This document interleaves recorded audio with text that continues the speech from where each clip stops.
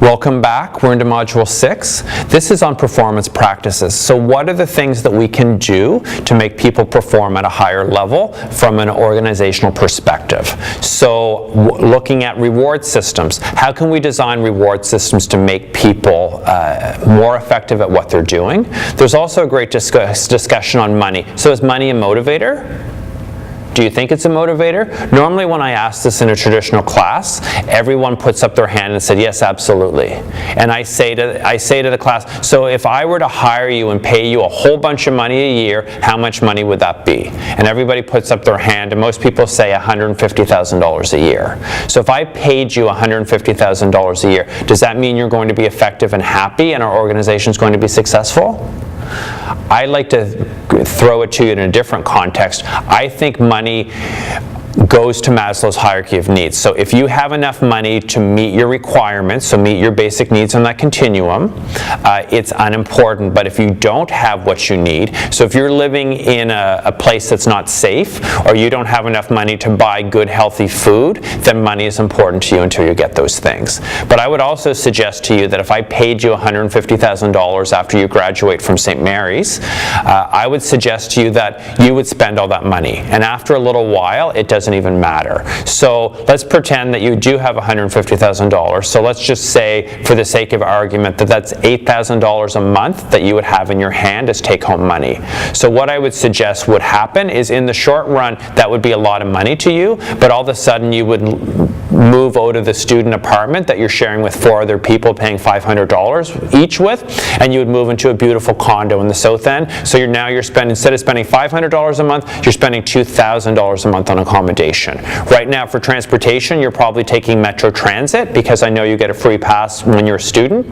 Then all of a sudden you'd buy yourself a big fancy car. That would be $1,000 a month. Right now when you go to eat out, maybe you go to your father's mustache, all of a sudden you're going to go to eat in the fancy restaurants. So the point that I'm trying to make is, over a very short period of time, you adjust and you start spending that money. So after you get used to driving your BMW or living in your fancy apartment or your fancy condo, all of a sudden it doesn't motivate you anymore, because that's your baseline and that's what you expect. If any of you have ever had the privilege to fly first class on an airplane, I would suggest to you that if you start to enjoy that for a few times, if you have to go back to the economy class, you're not happy anymore. And that's because you take it for granted as opposed to motivate you. And that's why I think money, when it comes to it, money is important, but I don't think money is the end-all be-all. So if you look at the content of this chapter, there's 2 things to consider. So it's reward systems. What do they look like? How are they comprised? How do you improve reward systems and make sure they're effective?